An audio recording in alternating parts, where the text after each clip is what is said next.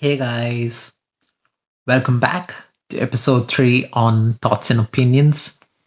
And today's topic is quite interesting as I'll be speaking about surviving here in Australia as a student or as a traveler.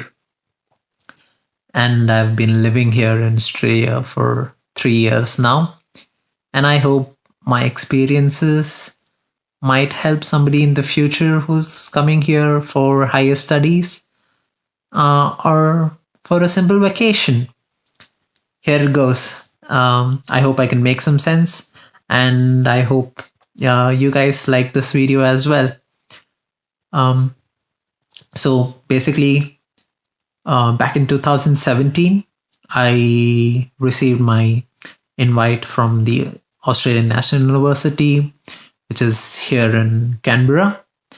And 3 days later, I was on a flight to the land down under, and I had no idea of, you know, how do I get to myself to ANU. Um, but with a little resource, or with the help of my elder brother, I had little resources. Actually, I had more resources that I. The information that I received was very important. But since my brother uh, had also not been, or has never seen Australia, he also was basing his knowledge or resources upon um, the information that he received on Google.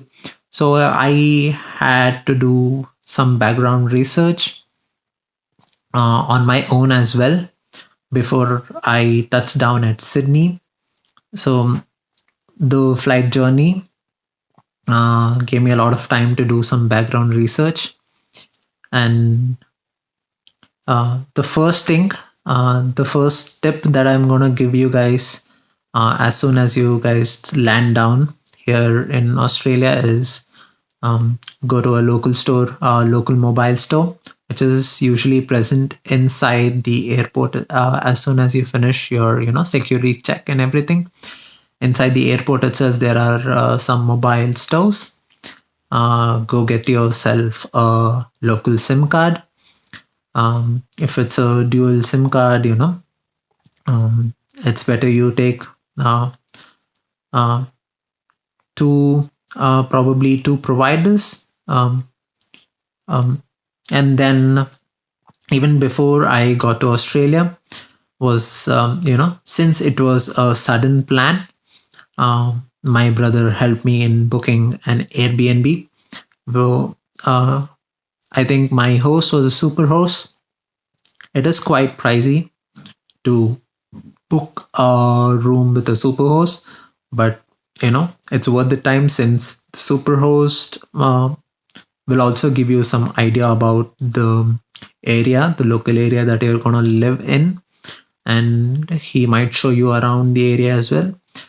Even though it's pricey, I think it's worth it. So if it's a sudden plan and you have no idea where you're uh, temporarily gonna stay, so it's better to book Airbnb. And as I was saying previously, sorry to go off the track, the first thing that I did was go to the mobile store and get myself to providers, to telecom providers. And then I, like a headless chicken, I was just roaming around and around. I didn't know what to do, of how to get myself to Canberra. I was just like a headless chicken. I was just roaming around the whole international airport until I came to a travel desk. So this travel desk, I asked them, how do I get myself to Canberra? And so there are basically two big, two major coaches here present here in Australia. And they are, they usually travel from state to state, and they are Murray's and Greyhound. These are the two major coaches or buses that are present. And I booked my seat on Murray's and I got myself to Canberra from Sydney. And as soon as I got down in Sydney, I called my super host, and my super host took me back home and I took some rest. And the third most important tip that I can give you is that familiarize with yourself. Familiarize. Sorry, mistake. Familiarize yourself about the surroundings that uh, you're living in. Um, Take some rest that you the day that you land. The next day, make sure the next day morning. Make sure that you go take a walk around your surroundings so that you know where your local groceries are present, and locally grocery stores that are present, or where the nearest police station is, where is your nearest bus stop, and where is the nearest park, um, and all the other things that you find important to you. So every day, you know, probably the first day, take a morning walk in the morning, afternoon, and probably in the evening. Since you have already got a local SIM card, use the internet, use it wisely. Um, get to know the restaurants and everything that is near your surroundings. So always know your surroundings. And the fourth important tip over here is, when finding yourself an accommodation, there are many applications that are useful here in Australia, and some of those are Gumtree, All Homes, and Real Estate. And there's another one as well, Tenant App. So these four applications help you find an accommodation. Um, so Gumtree, is an all-in-one application where you can find some stuff like gardening equipment to cars to houses to buying homes. So it's an all-in-one application, and this application really helped me to find you know uh, to find my accommodation. I didn't find it at the first shot, but I had to uh, go and inspect you know many houses, and I spoke to many people who are living in the house. So you have to you have to know the people that you're living with, or you have to know the owner, that who's providing you with the home. So just don't go off the photos. If you're directly coming from India, don't go off the photos. Always make time for an inspection of the house, so that you'll know who you're living with and who the owner is, and what the tenancy agreement states over here, because it's a very long document. And make sure you always read the agreements over here, even though it's a very long procedure or a long list.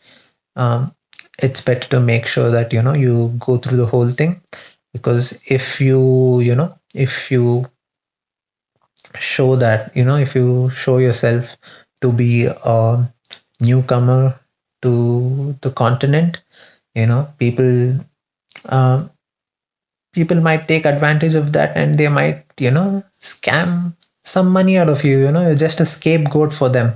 You're just a business for them. So you know not everyone is good. So some people are bad. So make sure you're confident. Just tell them that you have been staying here since 1 year. Give the address of your Airbnb superhost of where you're staying.